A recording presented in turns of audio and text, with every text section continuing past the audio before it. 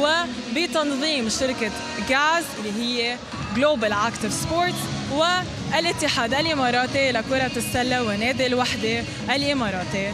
اليوم الحكمة عم بيواجه البشيري اللي هو بطل سلطنة عمان.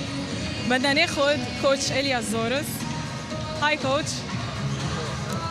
Coach, one of the biggest fan bases in Lebanon and in Asia are waiting for you. After 20 years, you lifted the title in Sagesse with the legend Antoine Choueiri. What do you promise these fans? Will you bring back the title to the Green Castle? We're going to promise that we're going to give everything on the court. For us, it's first game, first preparation, I will say, game, because we didn't do anything before.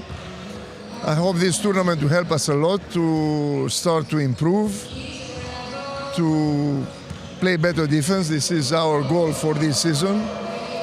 And I hope the team to get back to the titles. إذا عم بيقول الكوتش إنه هو بده يشتغل على ديفنس وهيدي مباراة تحضيرية ليقدر يحضر للليج.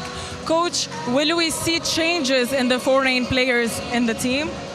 Excuse me? In the foreign players, will we see any changes? We hear the fans. We'll see. It's not the time to talk about that. It's very early. I need to check my team. They don't know me. I don't know them. We did a very small, I will say, preparation till now. So I'm sure that we need a lot of time to gel as a team and to play as I would like us to play. Step by step, everything is going to be better, I believe. Thank you coach and good luck. إذا الكوتش كان عم بيقول إنه هلا كتير بكير ليقدر يقلنا إذا رح يغيروا الفورين بلايرز بالفريق. كمان جان عبد النور. هاي جان.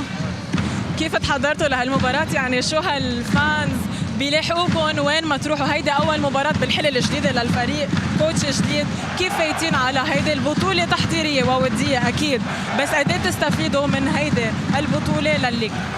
اكيد بتعرفي كل موسم بس بلش بالاول في فتره، خاصه بس يكون مدرب جديد ونحن في لاعبين منيح جداد، يعني الفريق فرق عن سنه الماضي وفيلوزوفي المدرب كثير غير كليا، ونحن تقريبا صرنا 10 ايام من وقت ما كملوا كل الاجانب وعم نتحضر.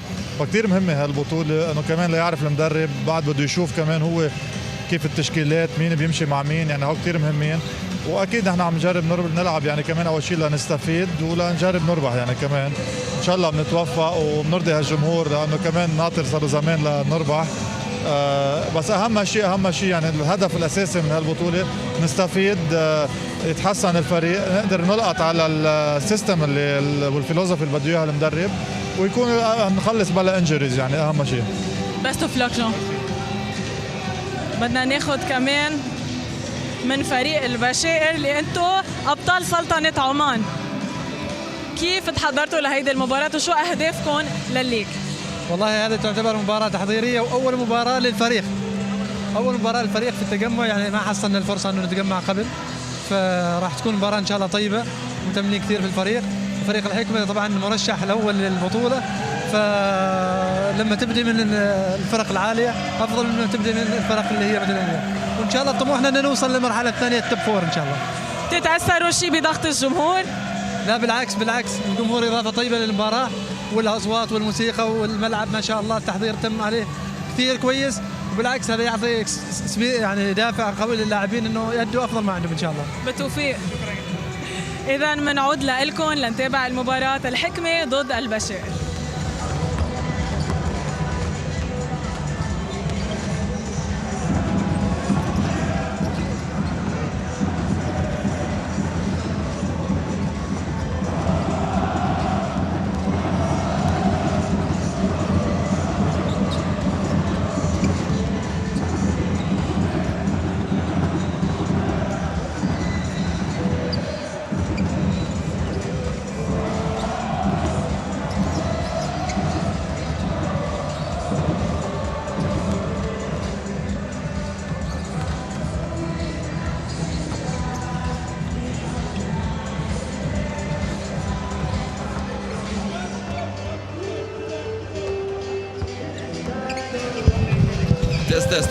تست.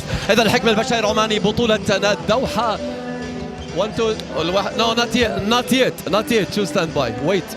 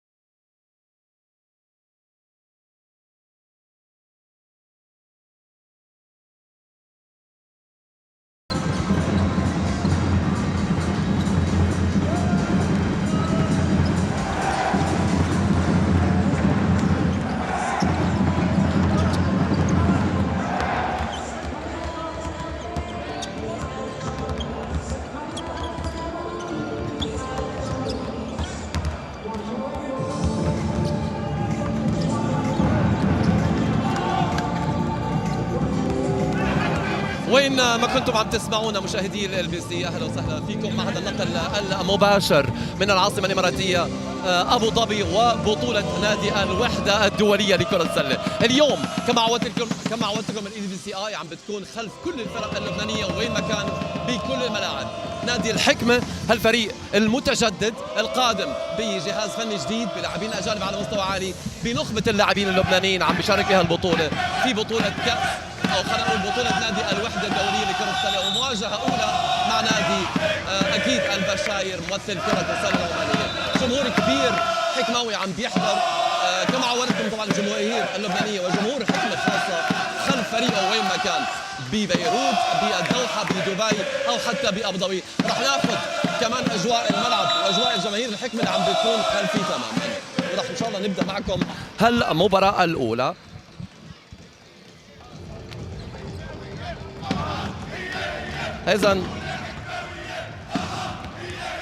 إذن هيك أجواء نادي الحكمة وجماهير نادي الحكمة هنا في العاصمة الإماراتية أبو ظبي، والمباراة الأولى لنادي الحكمة أمام نادي البشاير العماني. راح نستعرض احنا وياكم أكيد تشكيلة الفريق التاريخي، الفريق اللي دخل الحب الباسكتبول في كل مكان في الوطن العربي وكان سبب بشكل كبير بنشر اللعبه في كل مكان. عم نشوف الستارتنج فايف: بوبو، احمد ابراهيم، زاك لوفتون، جيرار حداديان وكلينت تشابمان اللاعب الامريكي. اذا جاد خليل مع جيرار حداديان قادمين من نادي هومنتمن مع بدايه الموسم لنادي الحكم مع هذا الموسم الجديد. كلينتون تشابمان قادم من نادي كاظما. زاك لوفتون اللي كان لعب باكثر من نادي، اخر نادي لعب له نادي الهومنتمن في الدوري اللبناني، بعد هيك كان عنده محطه مع النادي الرياضي في بطوله اسيا في دبي. طبعا احمد ابراهيم ومارك خويري. بالنسبه طبعا لزاكري ماثيو، كلينتوني روبرت، عزيز طبعا عزيز عبد المسيح وجاد وجو ابي خرس. عمر جمال الدين ما عم بيكون حاضر بتشكيله المدرب اليوناني الكوتش زوروس. هاي طبعا تشكيله نادي الحكمه. اذا مارك خويري، عمر جمال الدين، عزيز عبد المسيح، احمد ابراهيم، كلينتون ايرلي، جيرار حداديان، جو ابي خرس، نعيم رباي، كلينت شابمان وجاد خليل. طبعا هنا نادي البشاير: شكير وحديد والحلحلي وتومسون والسولي. هم طبعا تشكيله الستارتنج فايف لنادي البشاير اللي بضم ايضا احمد وبسام ونوح وسعيد وترس وامجد. بالتشكيله الاحتياطيه هناك اسامه، محمد السولي، حديد الحديد، كريس جونسون، شكير، احمد الحلحلي، كلها عناصر البشاير العماني. اذا هي المباراه الاولى نادي الحكمه من قمصان البيضاء. تشكيله خلينا نقول اولى لهذا الكوتش اليوناني، هذا هو كلينت شابمان القادم من فريق نادي كاظما. طبعا كان لعب اكثر من 10 دول بكاريرو الاحترافي.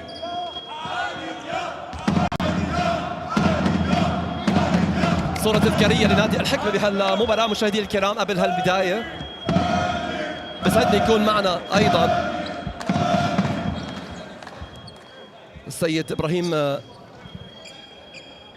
الدسوقي، أكيد المنظم لهذه البطولة منذ سنوات، وحاليا عم بيكون مع نادي الوحدة هنا بطولة نادي الوحدة بشركة جلوبال أكتيف سبورت. إبراهيم يعطيك ألف عافية، عم تعمل مجهود كبير. هاي المرة الأولى اللي بتقيم فيها البطولة وتحت مسمى بطولة الوحدة الدولية. خبرنا أكثر عن هالبطولة.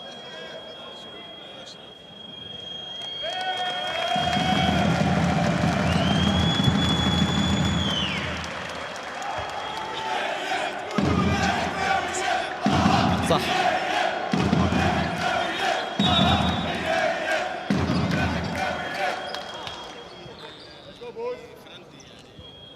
تلاقي جماهيريه كثير كبيره.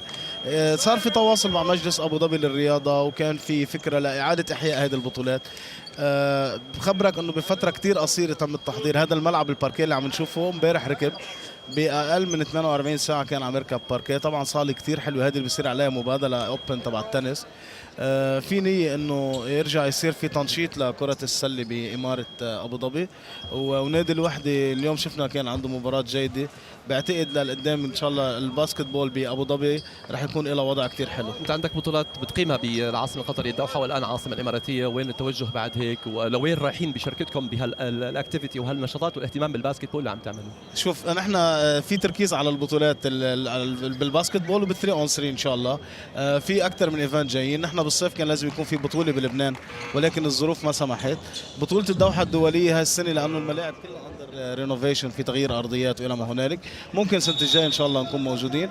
ايضا في شغل الشركة اخذت حقوق السوبر كاب اللبناني اللي هو كاس هشام الجارودي، ان شاء الله راح يصير بشهر 11 او 12. بعد مش عارفين وين. في اكثر من اوبشن، ممكن يصير بابو ظبي وممكن يصير بالمملكة العربية السعودية، وايضا الدوحة هي خيار دائم. ابراهيم جود لك، وان شاء الله حتكون معنا خلال ايام البطولة. ثانك يو فيري ماتش وشكرا لك. ثانك يو ابراهيم. اذا بنرجع بسرعه نروح لارض الملعب لانه الفريقين صاروا حاضرين على ارض الملعب لبدايه احداث المباراه الاولى. نادي الحكمه ونادي البشاير العماني. نقول طبعا قبل هيك النشيد الوطني اللبناني.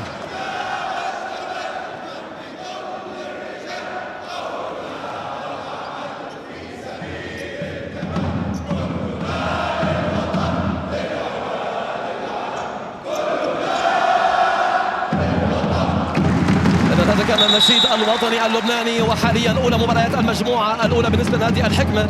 كان قبل هيك الفتح الرباطي المغربي تغلب على نادي الوحده الاماراتي 73-51 بهالمجموعه. نادي الكويت تغلب على الكرخ العراقي في المجموعه بالمجموعه الثانيه. اذا الحكمه مع البشاير اولى مبارياتهم في المجموعه الاولى. البوزيشن الاول حاليا للفريق العماني.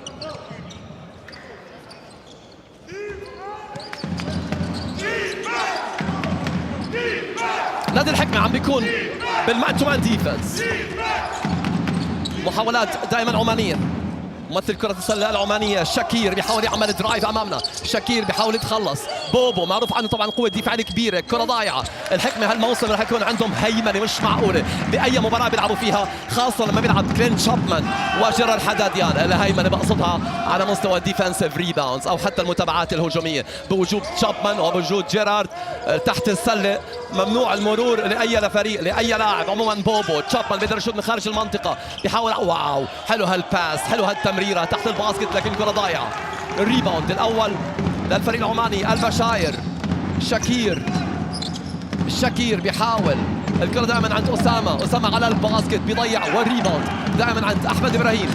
هنحاول نكون معكم شوي بالستاتس والإحصائيات زي ما عم توصلنا. عموما زاك لفتون زاك أول باسكت بالجيم. مين رأيكم يسجلها؟ جيرار رايح أب أند إن ضايعة. 0 من 2 لجيرار تحت السلة. شاكير بياخذ كرة على الثري بوينتس. نو جود ضايعة. شوف الآن الحكمة قلت لكم رح يكون عندهم سيطرة على الريباوند. صعب أي فريق ياخذ من الحكمة اوفنسيف ريباوند بوجود يعني تشابمان جيرارد وأحمد إبراهيم. 3 بيج جايز، 3 رح يكونوا مشاركين على الريباوند. رح يكون في أفضلية. وعلى فكرة رح يكون عند الحكمة مس ماتش مع أي فريق بالبطولة. بطولة الوحدة نادي الوحدة الدولية لكرة السلة هنا في العاصمة الإماراتية أبو ظبي تقام برعاية مجلس أبو ظبي الرياضي بدون شك مشاهدينا الكرام، وبتنظيم من شركة جلوبال أكتيف سبورتس وبالتعاون مع الاتحاد الإماراتي لكرة السلة وبتنظيم الاتحاد الإماراتي لكرة السلة. عموما لغاية الآن الفريقين ما دخلوا بأجواء اللقاء على مستوى السكور. كرات ضايعة هون وهون للفريقين. كرة دائما عند الصولي تمريرة تحت الباسكت ضايعة وفي تيرن اوفر. كان عم بيحاول يوصل الكرة الصولي تحت الباسكت عند حديد لكن ما وصلت لحديد.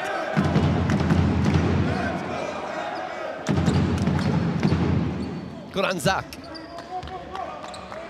الكويتي في المجموعة الثانية مع الاتحاد السكندري المصري الكرخ العراقي ومنتخب الإمارات.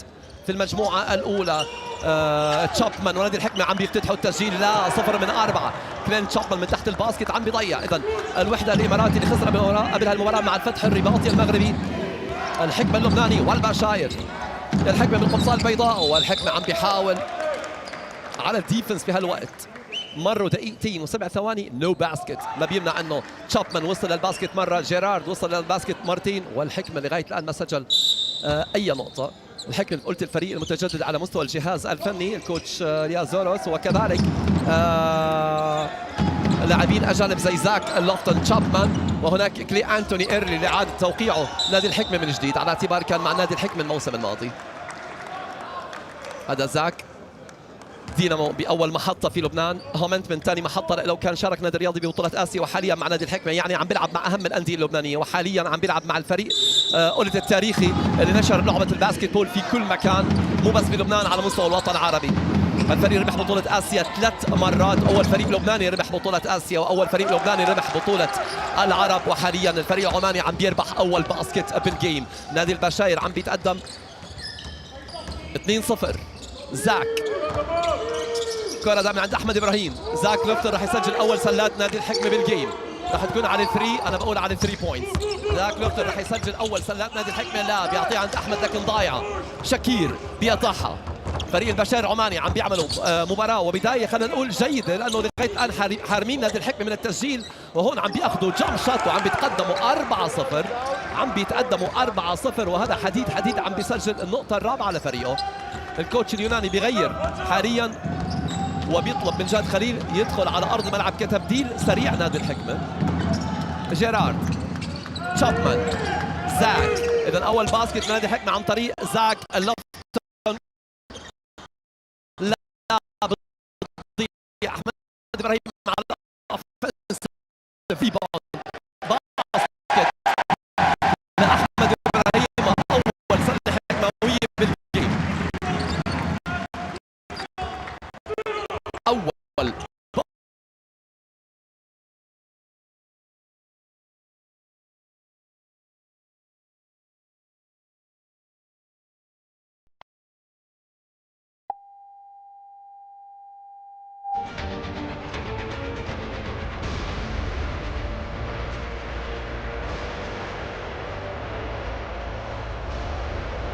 بياخذ كرة بدون عنوان، لكن والله عم بيسجل من بعيد البيج مان محمود الصوري، عم بيعطي التقدم لفريق البشاير 7-2، وهذا البيجست ليد، فرق الخمسة. شفنا 4-0 رن مع البداية، وحاليا 5 بوينتس الفارق 7-2.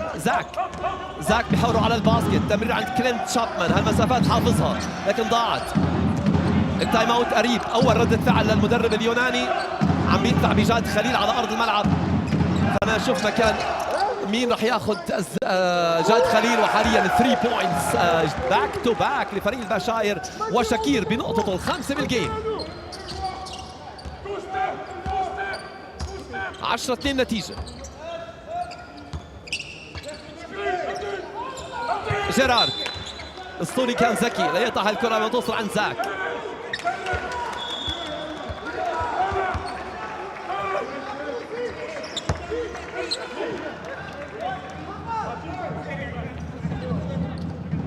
إذا جرى حدادين على البنش، الكوتش عم بيلعب ب1 بيج مان حاليا، عم بيلعب بكلينت تشابمان، عم بيلعب بأحمد إبراهيم بمركز 4، وعم بيلعب بالجاردية زاك، جاد وبوبو. زاك لوفتون، زاك درايف على الباسكت، باسكت اند، وعنده رمية حرة إضافية. أول باسكت لزاك لوفتون بالجيم، سنة لأحمد إبراهيم، سنة لزاك لوفتون.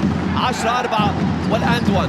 الكوتش حس إنه فريقه صار ثقيل على أرض الملعب بوجود جيرارد، بوجود كلينت تشابمان واحمد ابراهيم. زي ما قلنا في ادفانتج انه بيكون عندك افضليه بالريباوندز، زي ما في كمان افضليه باي مس ماتش على اي فريق، لكن حس الكوتش اليوناني انه بهالوقت محتاج الكوتش بفريقه يكون اسرع ليحاول يدافع احسن بطريقه المان تو مان، يحاول يضغط اكثر على فريق عماني، خاصه انه جاد معروف عنه الديفنس القوي. سولي سجل من خارج المنطقه مره والثانيه على الطريق، لا ضاعت. جاد على اول ريباوند له بالجيم. زاك حكم اليوم بالابيض والاخضر. بوبو راح على واو شو حلوه يا ويلي، شو حلوه يا بوبو. بوبو راح على البيس لاين، بوبو راح، بوبو طلع، بوبو شايف حدا، بوبو ببوستر حلو كثير وسله حكمويه، روعه اولى بالجيم لبوبو. مارك خويري، بوبو مولعها مع اول سله له في بطوله الوحده الدوليه بهالطريقه على البيس لاين. 10-7 اوفنسيف فاول حاليا عم بيتصفر على فريق البشاير العماني. 10-2 عم نشاهد 5-0 ران للحكمه. زاك لفتون سجل نقطتين ورميه حره اضافيه، وبوبو قدر يسجل بالدانك.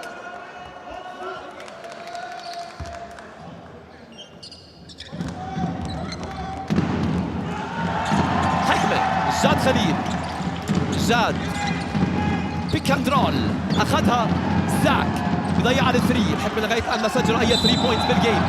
في فاول على جاد خليل بيحتسبه واحد من حكام النخبه في القاره الاسيويه.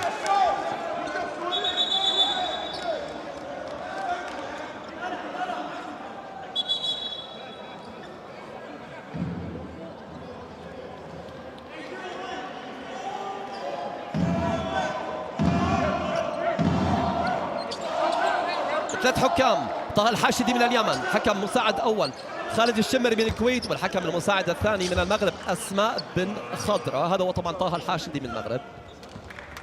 على ارض الملعب في تبديل، جو ابي خرس بيعمل تشيك ان وتشابمان بيرتاح على البنش. واول مؤشر ناخذه من المدرب اليوناني للحكمه انه عم بيعمل روتيشن لفريقه، عم بيحاول يجرب كل اللاعبين مع بدايه المباراه. اللاعب عنده رقم 0 اسامه، ضغط كبير من جاد خليل بيجبر الفريق العماني على تورن اوفر. هذا قوه جاد خليل على المستوى الذهني. جاد خليل بيقدر يضغط على اي لاعب يطلع من اجواء اللقاء. مور اوفر، لاعب كثير اثلتيك، شوفوا قد ايه بيضغط، ويبدو لاست تاتش على جاد خليل. بعد هيك لمسه اللاعب الفريق العماني البشاير. كره عن جاد الى زاك. زاك رح اكون معكم الاحصائيات شوي زي ما توصلني من المصدر. عموما احمد ابراهيم بيحاول يعمل درايف. احمد صاحب اول سله حكمه بالجيم بيتعرض للبلوك من الصولي، نو فاول. ترجع فريق العماني البشاير المجموعه الاولى واولى مبارياتهم، بس فريقين بيتاهل عن كل مجموعه للفاينل فور. وحاليا 3 بوينتس الروعه لشاكير هي الثانيه له بالجيم. جود جاب للاعب الامريكي. شاكير عم بيسجل على الارك 13 مقابل 7، فارق 6 بوينتس. بوم بالانسايد، لا راح في عن جاد اكسترا باس. احمد تيم وورك لنادي الحكمه، باسنج جيم بهالوقت لكن ما زال لعب بطيء ومع فيري جود ديفنس بصراحه للبشاير العماني.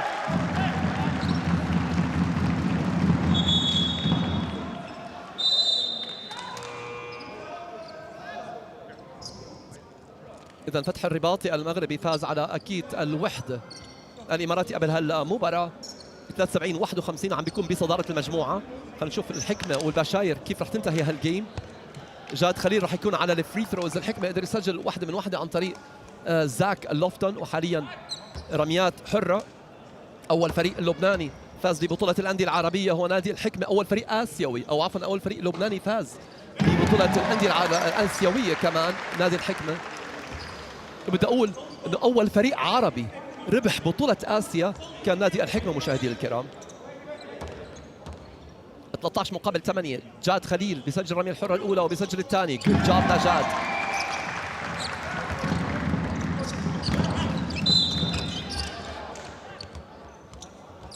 ب 13-9 النتيجة. فارق ال6 نقاط هو أعلى فارق في المباراة. دائما نادي البشاير اللي اخذ الافضليه. الحكمه ولا مره تقدموا بالجيم، شفنا 4-0 ران من البدايه، 4-2 وبعد هيك شفنا 10-2، بعد هيك شفنا 10-5 وحاليا شفنا 13-6 وجاد والحكمه خلوها 13-9. وحاليا الفريق العماني بيعمل درايف عن طريق جونسون، ضايعه، ريباوند، ثاني ريباوند احمد ابراهيم على المستوى الدفاعي. هون قوه احمد ابراهيم كبيج جاي بمركز 3 بيقدر يساعد وبيقدر يلعب لاعب تحت الباسكت 3-4 كمان، مو بس 3 احمد. وهون تيجي قوة الحكمة هالموسم بوجود جيرار، جو أبي خرس، تشابمان، يعني عنده بيج جايز الكوتش الياس زورس، وعنده روتيشن حلو بالتشكيلات، لكن حاليا محتاج يتناغم، محتاج ينسجم، ومحتاج الحكمة مباريات كثيرة. وحاليا البشاير عم بيفرجونا ليفل حلو والله. برافو لفريق البشاير. كرة محاولة، كرة من 3 بوينتس من بعيدة من اللوجو، واو كانت ممكن يسجلها. عنده ثقة كبيرة اللاعب اسمه شاكير. بوبو عنده ثقة أكبر، بوبو راح، بوبو مر، بوبو ما بيرحم، بوبو بيسجل، بوبو في كل مكان، بوبو على الباك بورد. النقطة الرابعة لبوبو بالجيم، جود جاب لبوبو، عم بيتحدى الكل وعم بيقلص الفارق ل3. 13-11، جود جاب لبوبو، سبين موف حلو كتير، راح باليمين الشمال، كروس اوفر، يورو ستيب، كل شيء عمل بالباسكت. منك شو لعيب، منك شو لعيب يا بوبو. سولي كرة بالانسايد، الكرة تحت الباسكت وإيزي باسكت، وحاليا نقطتين لشاكير اللي عم بيكون هداف المباراة. إذا شاكير عم بيكون بهالأوقات هداف المباراة 15 مقابل 11 فرق ال4 نقط. جاد أحمد بدك تبعد عنه راح يشوت، بدك تقرب عليه راح يعمل درايف. أحمد ستيب باك لكن مع الضغط الدفاعي واو بيج باكيت 3 بوينتس حكموية، والحكمة بيقلص الفرق ل 1 بوينت لنقطة واحدة. جود جاب لأحمد إبراهيم. أحمد نقطته الخامسة بالجيم. زاك ليفتون عنده 5 نقاط كمان. بوبو عنده 4 نقاط. وصولي بياخذ كرة على الثري. الحكمة رح يتقدم من 15 14 ممكن يروح 20 15 على فكرة. التايم اوت العماني قرب. 3 بوينتس جديدة للحكمة قريبة. أنا حاسس بتنتين 3 بوينتس ورا بعض للحكمة. هون في فاول. عموما نعيم رباي وعزيز عبد المسيح بيأكد أن الكوتش زوروس ومدير الفريق جان عبد النور ومساعدينه أنه جايين بفريق بيحضروا للموسم. عم بيعمل روتيشن كبيرة. بوبو ب4 نقاط بيروح على البنش. احمد ابراهيم ب5 نقط بيروح على البنش. نعيم رباي بيعمل تشيك لاول مره. عزيز عبد المسيح بيعمل تشيك ان لاول مره. النتيجه 15 14. ما تستغربوا قبل نهايه الربع الاول راح تكون نتيجه 20 مقابل 14 او حتى اكثر. خلينا نشوف. الحكم بلش مركز حاليا عم بيلعب بتشكيله دفاعيه. ليه؟ لانه فيها جاد، فيها عزيز، فيها كمان خلينا نقول نعيم رباي، لانه نعيم عنده قدرات دفاعيه اكثر من الهجوميه. وبدي ارجع اذكر انه من التشكيله الرئيسيه على ارض الملعب بالنسبه للحكمه هو زاك ليفتون بس الموجود على ارض الملعب. زاك بيسجل نقطه جديده لإله. 15 15 تاي جيم. الحكمه ولا مره تقدم. وشوفوا البريشر ديفنس اللي جاي من مدرسه اوروبيه. شوفوا البريشر ديفنس اللي جاي من مدرسه اوروبيه. شوف الكوتش غير الدفاع، كان عم بيلعب مان تو مان هاف كورت، بلش يلعب البريشر ديفنس فول كورت ليضغط على الفريق العماني وبيرجع الان زون ديفنس. اذا بينوع الكوتش الياس زوروس. نعيم رباي بيعمل فيري جود ديفنس. شوف الكونتست الشوت والكلوز اوت لجاد. شوفوا جو ابي خالص كيف عم بيدافع، والفريق العماني عم بيربح. فاول من جاد خليل لكن تحت الضغط الدفاعي. روعه سعيد السعدي عم بيربح رميات حره، لكن لازم نشير لهالضغط الدفاعي اللي عمله الكوتش. عمل السويتش من الدفاع من المان تو مان ديفنس، عمل بريشر ديفنس فول كورت ورجع زون ديفنس واعطاهم شوطه صعبه. سعيد السعدي راح ياخذ الفري ثروز، بيحاول يغير بتمبو الجيم الكوتش الياس زوروس مدرب منتخب جورجيا. راح اتكلم طبعا عن مسيره تدريبيه كبيره لانه كان عنده محطه مهمه مع نادي الحكمه. المدرب القديم الجديد بنادي الحكمه.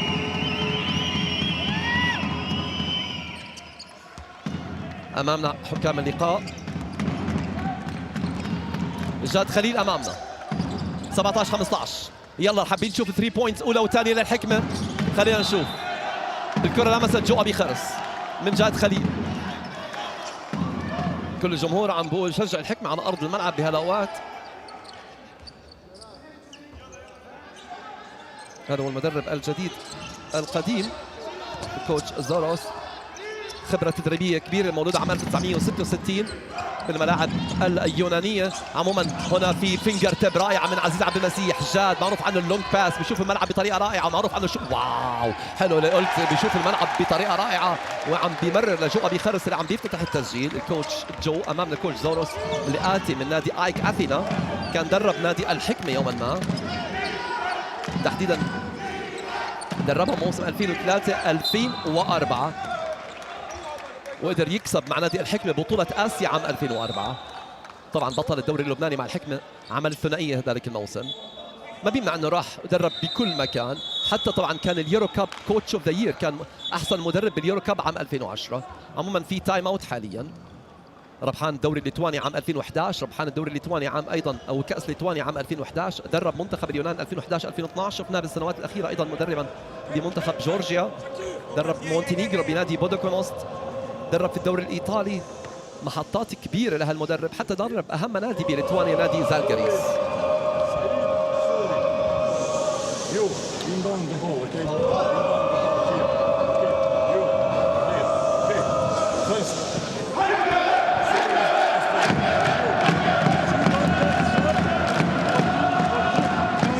هذا هو صاحب ال 58 سنه.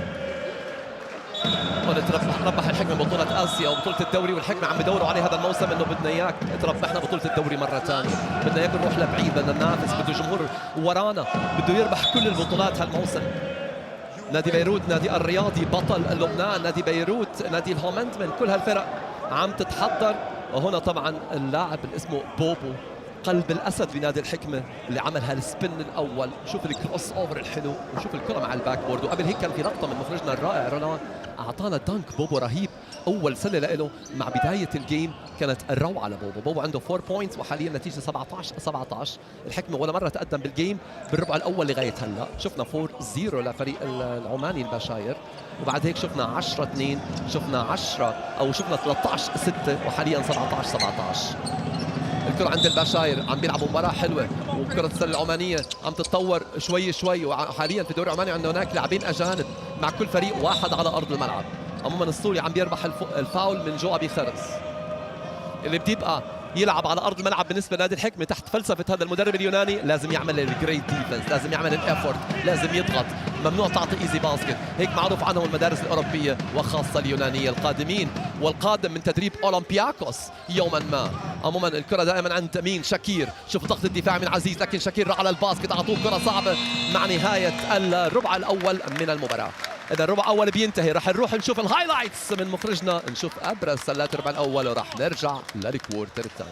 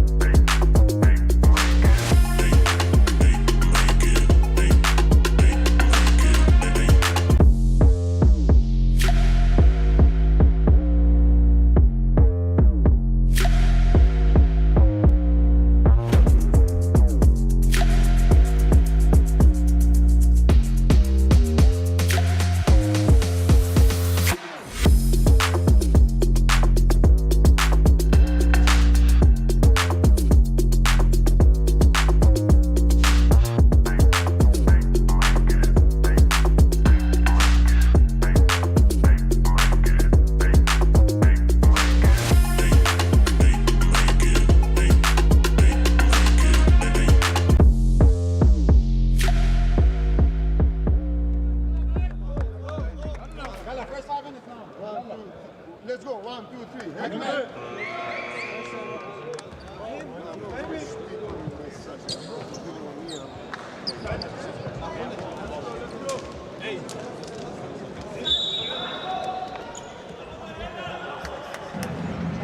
إذا الفريقين صاروا حاضرين على أرض الملعب بداية الربع الثاني. الحكمة على الثري بوينتس بالمباراة 3 من 10 نسبة 30%، على 2 بوينتس 3 من 5 نسبة 60%، وعلى الرميات الحرة 2 من أصل 3. 11 ريباوند لنادي الحكمة. الحكمة عنده متابعة هجومية واحدة، والحكمة عمل 2 تيرن اوفر. بالنسبة للفريق العماني شات بنسبة 3 من 12 على الثري بوينتس. شفنا اللاعب اللي اسمه شاكير سجل 2 من أصل 6، وشفنا ايضا محاوله واحده لمحمود الصولي ناجحه من اصل 2. هدافي نادي الحكمه بالجيم زي ما قلنا 4 نقط لبوبو، قبل هيك طبعا 5 نقط لاحمد ابراهيم و5 نقط لزاك اللوفتون. كوارتر الثاني بينطلق، ولا مره تقدم الحكمه بهالجيم، لكن حاليا عم بيغيروا دفاعهم وعم بيغيروا ايقاعهم، ونفس التشكيله اللي انهى فيها الكوتش زوروس الربع الاول بيبدا فيه الربع الثاني مع اشراك عمر جمال الدين على ارض الملعب. وحاليا في ستيل عزيز عبد المسيح. عزيز بيحاول تمرير عند نعيم رباي. نعيم نايس ستيب حلو كثير، هالستيب اللي هرب فيها من الدفاع. ونعيم رباي باول باسكت له بالجيم. نعيم مع اول محاوله له بالجيم. اول تقدم لنادي الحكمه بالمباراه 19-17. حكمه في المجموعه الاولى.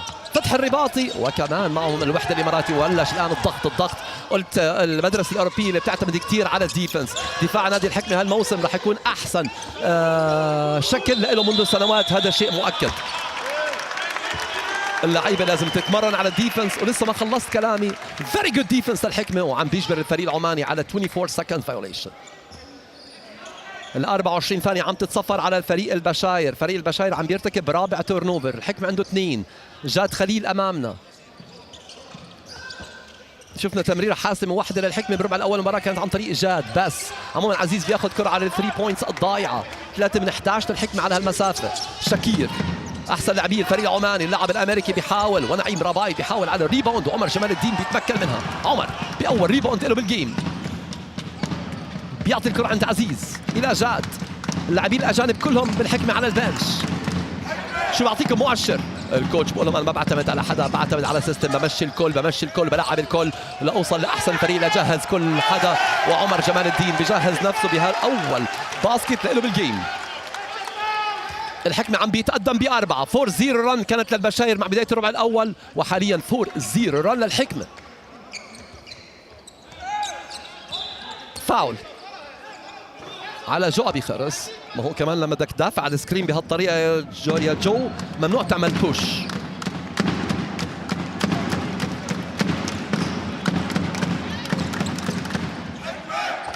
ثمان القاب الدوري اللبناني للفريق، متقدم حاليا ب4، 7 القاب كاس لبنان، والفريق الاولت ربحان بطوله غرب اسيا 3 مرات، وربحان بطوله اسيا 3 مرات، وحاليا 3 بوينتس ضايعه. ريباوند دائما عند نعيم رباي. عمر جمال الدين بيطلع بالكره 21-17. عزيز شوفوا الكره كيف بتلف طريقه شو حلوه هالكره، شو حلوه هالكره. تيم وورك حكماوي هائل جدا.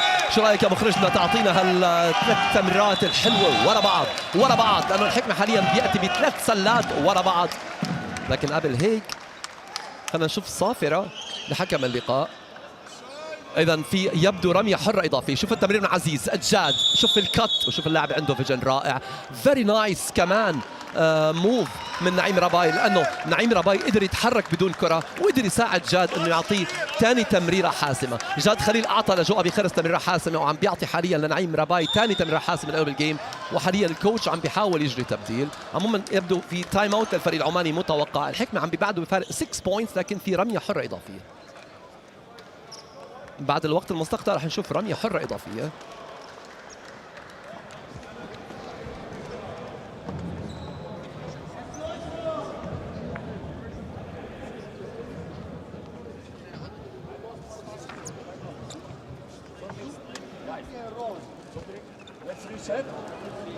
We go back again.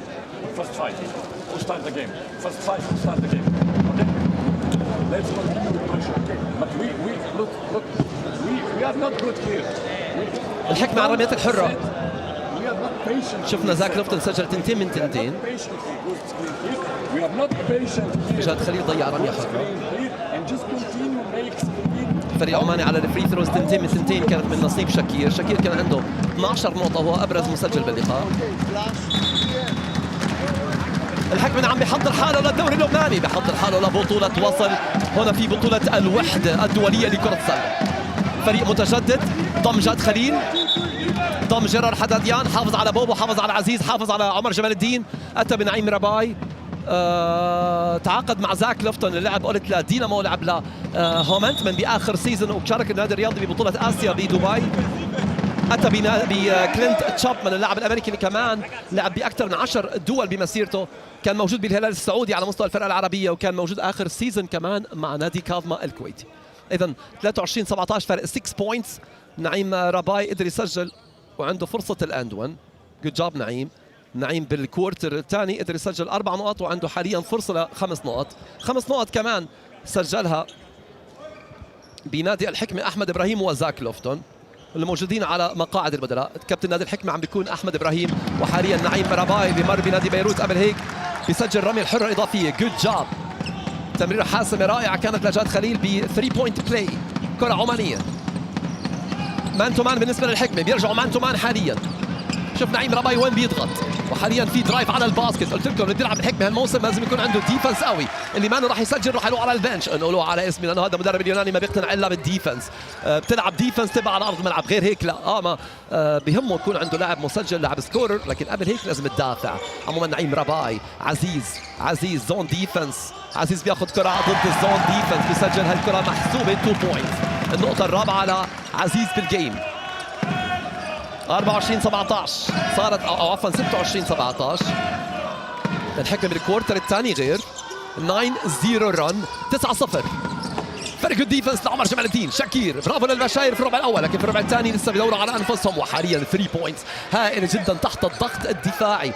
تحت الضغط الدفاعي الفريق العماني عم بينجح برابع ثلاثياته بالجيم. 12 نقطه للفريق العماني من اصل 20 على ال 3 بوينتس. يبدو انحسبت 2 بوينتس، اذا انحسبت نقطتين. 26-19 في كرة ضايعة على الحكمة، بترجع من جديد هالمرة تنحسب 3 إذا تسجلت، لكن ضاعت. شيبمان فوق الكل، اللاعب اللي مسجل دبل ببطولة وصل للعام الماضي. بأي مباراة بيأتيك دبل لاعب عنده قدرات كبيرة، بيقدر يلعب بظهره للباسكت، من برا الباسكت بيقدر يلعب، بيقدر يشوط من خارج المنطقة. تعاقد رائع للحكمة مع تشابمان، لكن في علامة استفهام. الكوتش ما رجع بجرر على أرض الملعب لغاية هلا. عموما كرة عند عمر جمال الدين، 3 بوينتس حكموية. عمر عم بيضيع. الحكمة بالربع الأول بالجيم شات 3 من 10، حاليا 3 من أصل 12. 0 اوت اوف 2 بالكوارتر الثاني. درايف كروس اوفر، عمر جمال الدين بيحاول يعمل بلوك، ضاعت. شابمان على ريباوند جديد.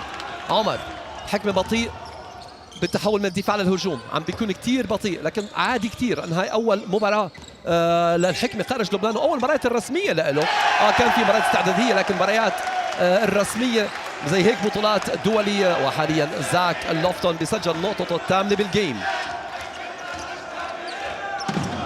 زاك لوفتون هي نقطته السابعة مش الثامنة.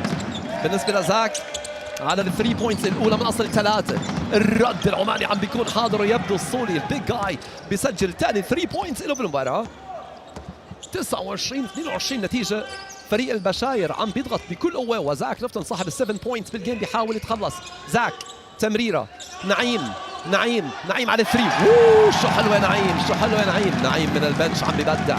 نعيم رباي بقول له للكوتش اذا جرار موجود بالستارتنج 5 انا بقدر اجي كباك اب بلاير، اكون حاضر، اكون قوي، اقدم شيء كبير للحكمة هالموسم. وعم بيقاتل تشابمان على الريباوند، لكن تشابمان بكلين ذا كلاس. كرة عند زاك عزيز، في تورن اوفر على الحكمة عم بيبعد بفرق 10 بوينتس لأول مرة. كنا عم نسأل عن جرار، الكوتش اليوناني تذكرنا بقول تكرم. صار جرار على البنش، لكن نعيم رباي والله عمل جريت جوب. قدر يسجل من داخل المنطقة، قدر يسجل على الفري ثرو لاين، وقدر يسجل على الثري بوينتس، وكان وحش على الريباوند نعيم رباي. 32-22. كرة هاند اوف. بشاير سجلوا 17 بوينت بالربع الاول، 5 نقط بالربع الثاني. وصولي سجل مرتين من خارج المنطقه، ضيع. جرر عم بيعمل فيري جود بوكس اوت، وعم بيجبر اللاعب الامريكي بتشكيله الفريق العماني على اوفنسيف فاول. هذا هو تومسون اللي عم بيحاول كان على الاوفنسيف ريباوند، لكن بما انه عندك لعيب بيقدر يعمل فيري جود بوكس اوت، اي محاوله له راح تكون بفاول. هذا كريدت لجرر، يعني جرر ربح الحكمه اوفنسيف ريباوند، او عفوا ديفنسيف ريباوند، وكمان ربح الحكمه فاول على اللاعب الامريكي. هاي الشغلات كمان لازم نحكي فيها بامور فنيه بالباسكت، لانه بحد من قدرات اللاعب الامريكي. عموما زاك لوفتون ما حدا بيحد من قدراته. زاك راح، زاك مر، حلو اللون الابيض والاخضر عليه، وراح يكون بغزير مرعب تماما بجمهور كبير عم بيآزره خلال هالموسم. راح تشوف منه اكيد ليفل اعلى، وقد يكون الليفل الافضل له. عموما كره تحت الباسكت عمانيه، والفريق العماني عم بينجح بباسكت، وعنده فرصه الاند 1. الحديد عم بيكون حديد تحت الباسكت، وعم بيسجل امام مين؟ امام جيرار، وعم بيسجل امام تشابمان. وهنا الكره اللي استعرض فيها بطريقه رائعه. جود جاب لزاك. زاك نقطته التاسعه بالجيم، اب اند اندر، وقدر يسجل مع الباك بورد. طلع بالعالي ونزل ليسجلها بسوفت تاتش مع الباك بورد. طبعا هداف كبير، سكورر ماشيين على اعلى مستوى. كره دينامو مومنتم رياضي، وحاليا حكمه بالنسبه لزاك لوفتون.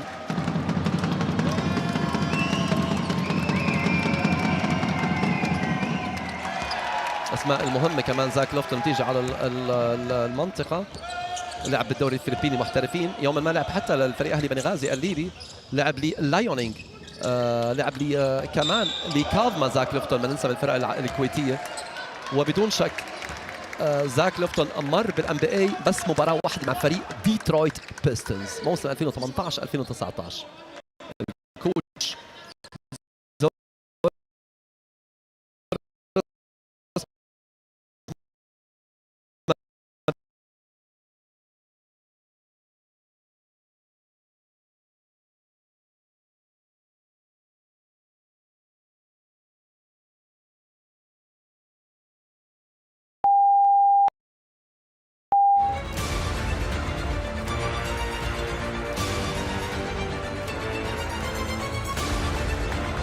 عمر جمال الدين على ريباوند جديد.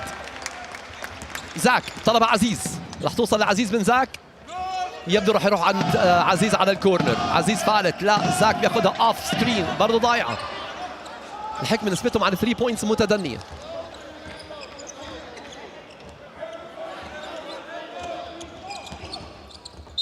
كلي أنتوني إيرلي ما شاهدناه لغاية الآن على أرض الملعب. أمامنا جونسون، كريس جونسون. بوبو من جديد على أرض الملعب بالنسبة للحكمة مكان عزيز عبد المسيح. شوف الكوتش كيف بيحيي اللاعبين، كيف بيعطيهم هالتبس الصغيرة، بيعطيهم طبعا كمان التعليمات اللي بيحتاجها طول الموسم، انه شو تعمل شو ما تعمل، ليش بدلتك وليش بدي اياك على ارض الملعب. كل هاي امور لمدرب بيحاول يبني، مو هلا صدقوني، لشهر 3 لشهر 4 الجاي، الشهور اللي فيها البلاي اوفز، الشهور اللي فيها خلينا نقول المباريات الكبيرة، الماني تايم اللي بتوديك على بطولة آسيا، اللي بتربحك بطولة دوري، اللي بتربحك خلينا نقول سلسلة مع بيروت، بتربحك سلسلة مع الرياضي. هاي المباريات المهمة. عموما رمية حرة بتقولها بتضيع على كريس جونسون. اوعى تفكروا هالكوتش بيعطيه تعليمات لهالبطولة بس ابدا. عموما كريس بيسجل الرمية الحرة الثانية. كرة عند زاك لوفتن. زاك ما عنده مشكلة الحكمة يطلع الكرة، سواء زاك سواء جاد خليل. عموما اتفرج على تشكيله الحكمه هالموسم، بيقدر يلعب باكثر من تشكيله على ارض الملعب، تشكيله طويله، تشكيله قصيره، تشكيله تقدر تركض بسرعه. كل الامور موجوده عند الحكمه وعند هذا الكوتش. عموما زاك بيحاول امام 3 لعيبه وعم بيربح الفاول.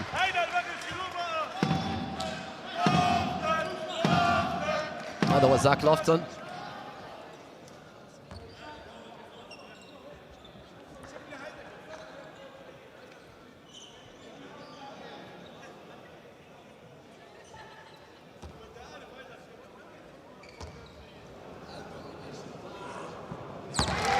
زاك امامنا 11 مباراه مع هومنتمن الموسم الماضي. زاك 21 نقطه افريج بالدوري اللبناني. زاك لوفتن على فري ثروز في الدوري اللبناني تحصل على 71 رميه حره، سجل 51 رميه في الدوري اخر سيزون مع هومنتمن.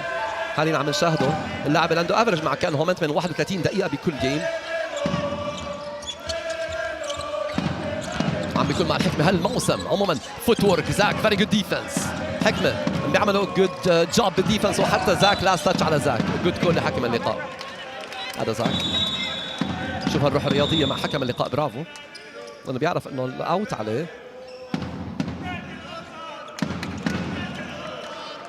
زاك اللي كان عنده 21 بوينتس او 21.8 نقطه بكل جيم مع 7.7 ريباوند. على ال 3 بوينتس زاك كان سجل 15 3 بوينتس الموسم الماضي، اصل 78 نسبته قليله، كانت 11 مباراه. عموما نرجع 36-25. جيرار عم بيدافع وبيعرف جيرار انه الان مش معقول يعطي اي ايزي لياب. الفريق العماني سجل 17 بوينتس بالربع الاول و8 نقط بالربع الثاني، وحاليا عم بيكون في دبل تيم روتيشن بيعملوا زاك.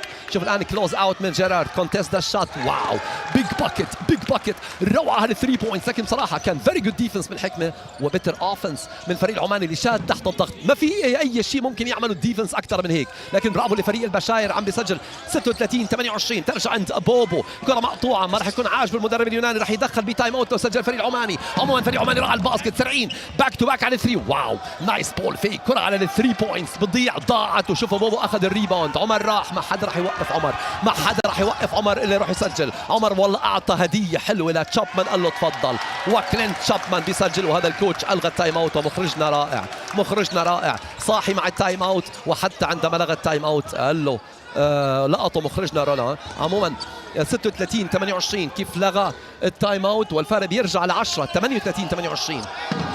الحكمه سجلوا 17 بوينتس بالربع الاول، وبوبو عم بيسجل حضور قوي على الارض، وحاليا في فاول. لاعب بيقاتل بشكل كبير على الكره. 17 نقطه للحكمه بالربع الاول، كل شيء اختلف بالربع الثاني. 18 نقطه بالربع الثاني،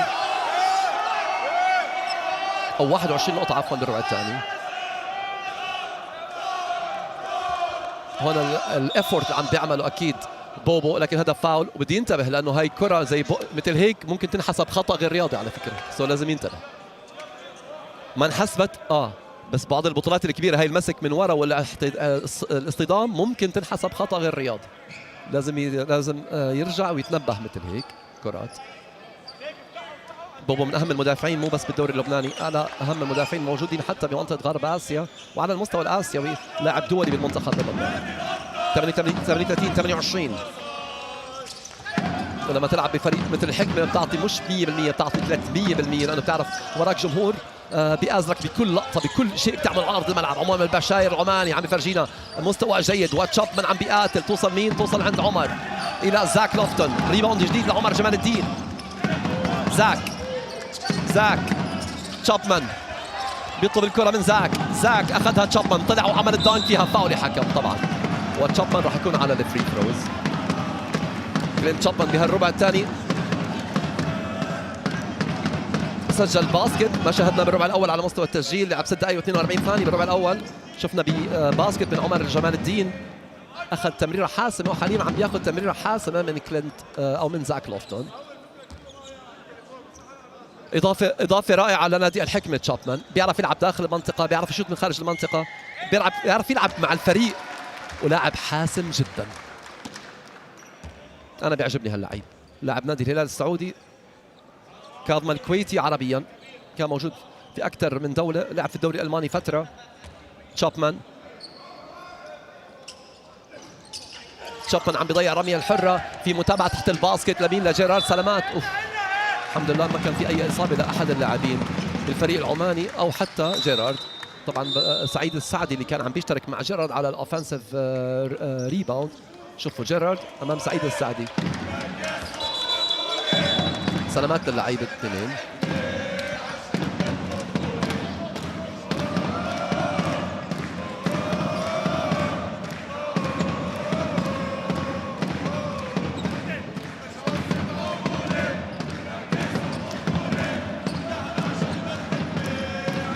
امامنا زاك لوفتون على الشاشه. هذا 21 بوينتس لاست سيزون بالدوري اللبناني كافرج مع نادي الهومنتمن كمان اللي بحضر حاله كمان لينافس على بطوله الدوري هالموسم. لكن حاليا بنشوف اللعيبه اللبنانيه متوزعين بين حكمه رياضي بيروت اكثر لعيبه المنتخب اللبناني، هذول لهم حظوظ اكثر بالدوري. ما بيمنع انه فريق زي الهومنتمن قادر، فريق زي شانفيل كمان مع الكوتش صباح خوري رح يقاتل هالموسم. بالنسبه في الدوري العماني هناك نادي مسقط، نادي نزوه، البشاير، كل هالانديه العمانيه نوجه لها التحيه. هم من كلي أنتوني إيرلي ما شاهدنا ولا مرة على أرض الملعب، والجماهير البنية عم بتطالب كلي أنتوني إيرلي صاحب البلوك الشهير الموسم الماضي أمام نادي بيروت، واللي سمح لنادي الحكمة يروح حتى بعد هيك للفاينل جيم في سلسلة نهائيات الدوري اللبناني. الحكمة اللي تصدر لفترة كثير طويلة الدوري، وشاف حاله طبعا في المباراة النهائية مع النادي الرياضي اللي قدر يكسبها النادي الرياضي. عموما دائما يكون عند شاكير. حكمة راجع بقوة هالموسم، وحلو هالنادي اللي عم بيقاتل. قلت لكم اول نادي عربي ربح بطولة اسيا، اول نادي لبناني ربح بطولة الاندية العربية، واول نادي لبناني ربح ايضا بطولة الاندية الاسيوية. بوبو اول ما سجل دانك، وتشابمان بيحاول يدور. عمر جمال الدين ب 3 بوينتس، حلو هالاكسترا باس لكن ضاعت. فيري جود ديفنس الفريق العماني، وحاليا يبدو في فاول عم بيتصفر على احمد ابراهيم.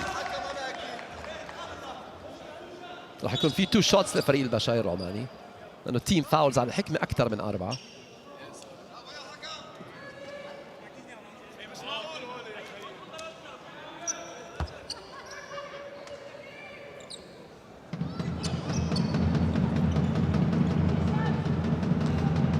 الفري ثروز لأمجد.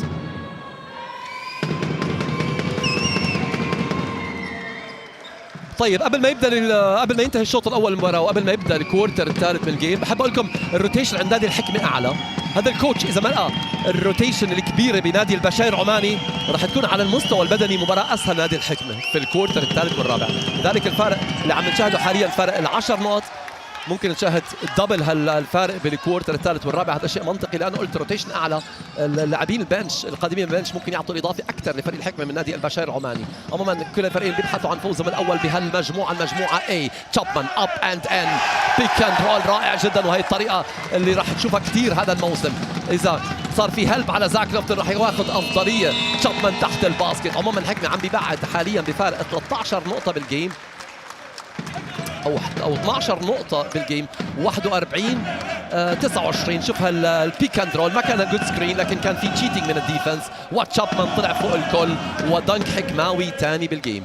41 29 بينتهي الشوط الاول. بنروح للبريك، وبعد البريك راح نرجع نتابع حكمه وبشاير بطوله الوحده الدوليه لكره السله هنا في العاصمه الاماراتيه ابو ظبي. بريك وبنرجع.